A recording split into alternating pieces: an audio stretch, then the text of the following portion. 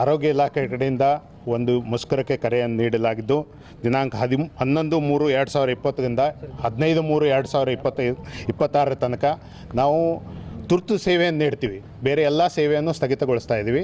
ದಿನಾಂಕ 16ರಿಂದ ನಾವು ಅನಿಷ್ಟವಾದಂಥ ಮುಷ್ಕರವನ್ನು ಹಮ್ಮಿಕೊಂಡಿದ್ದೀವಿ.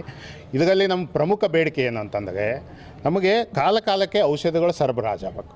ನಮ್ಮ ಆಸ್ಪತ್ರೆಗಳು ನಡಿಬೇಕು ಅಂತಂದರೆ ಔಷಧಿ ನಮಗೆ ನಿರಂತರವಾಗಿ ಬೇಕು.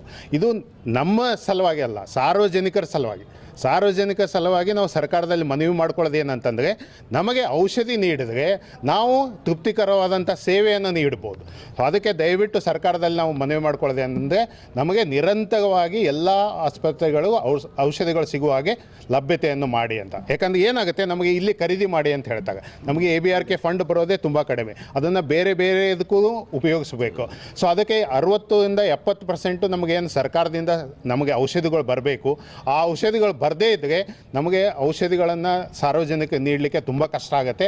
ಅದಕ್ಕೆ ದಯವಿಟ್ಟು ಸರ್ಕಾರದಲ್ಲಿ ಮನವಿ ಮಾಡ್ಕೊಳ್ಳೋದು ಏನಂದರೆ ನಮಗೆ ಪ್ರಮುಖವಾಗಿ ಔಷಧಿಗಳನ್ನು ಕಾಲಕಾಲಕ್ಕೆ ನೀಡಬೇಕು. ಉಳಿದ ಬೇಡಿಕೆಗಳನ್ನು ನೀವು ನೋಡಿದರೆ ನಮಗೇನಿದೆ ಅಂತಂದರೆ ಸರ್ಕಾರ ಮಾಡಬೇಕಾದಂಥದ್ದನ್ನು ನಾವು ಸರ್ಕಾರಕ್ಕೆ ಪುನಃ ಹೇಳ್ತಾ ಇದ್ದೀವಿ. ನಾವು ಯಾವುದು ಹೊಸ ಬೇಡಿಕೆ ನಮಗಾಗಿ ಬೇಡಿಕೆ ಕೊಡಿ ಅಂತ ಹೇಳ್ತಾ ಇಲ್ಲ. ನಾವೇನು ಹೇಳ್ತಾ ಇದ್ದೀವಿ, ವೃಂದ ನೇಮಕಾತಿ 1973ರಾಗ ಆದಂಥ ತಿದ್ದುಪಡಿಗಳನ್ನು ಇಲ್ಲಿವರೆಗೆ ಮಾಡದೇ ಇದ್ದರೆ ಇದು 2025.